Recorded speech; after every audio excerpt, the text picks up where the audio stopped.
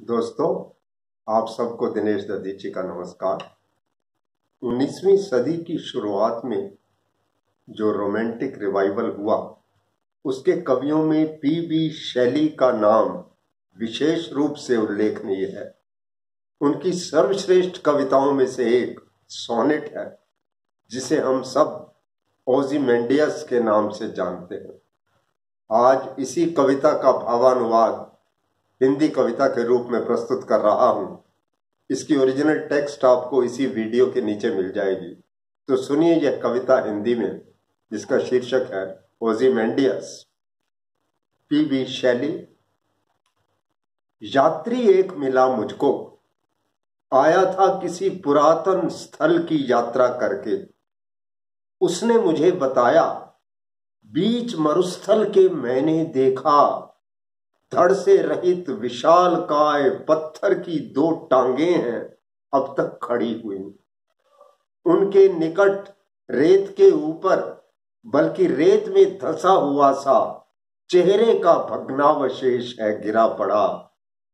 उस चेहरे की चढ़ी हुई त्योरी से सिकुड़े होंठ और उपहास, घृणा और तिरस्कार के संवेदना रहित भावों से यही पता चलता है अब तो मूर्तिकार ने उन भावों को ढाल दिया है एक सटीक कलाकृति में।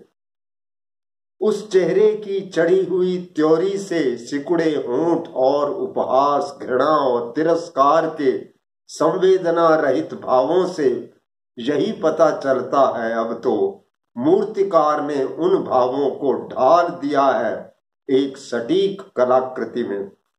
चेहरे के वे भाव यथावत उन बेजान पत्थरों पर अंकित होकर अब तक सजीव हैं, जबकि अनुकृति करने वाला कलाकार का हाथ नहीं है। उन भावों को पोषित करता शासक का वह हृदय भी कहाँ है अब। चेहरे के वे भाव यथावत उन बेजान पत्थरों पर अंकित होकर अब तक सजीव हैं, जबकि अनुकृति करने वाला कलाकार का हाथ नहीं है। उन भावों को पोषित करता शासक का वह हृदय भी कहाँ है अब।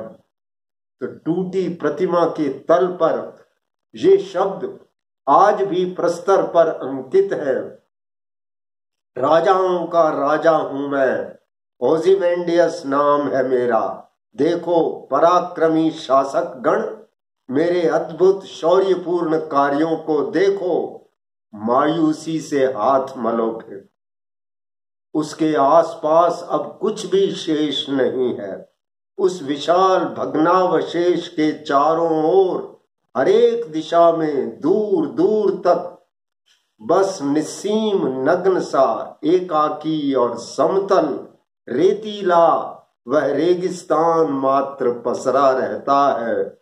उस विशाल भग्नावशेष के चारों ओर हरेक दिशा में दूर दूर तक बस निस्सीम नग्न सा एकाकी और समतल रेतीला वह रेगिस्तान मात्र पसरा रहता है। धन्यवाद।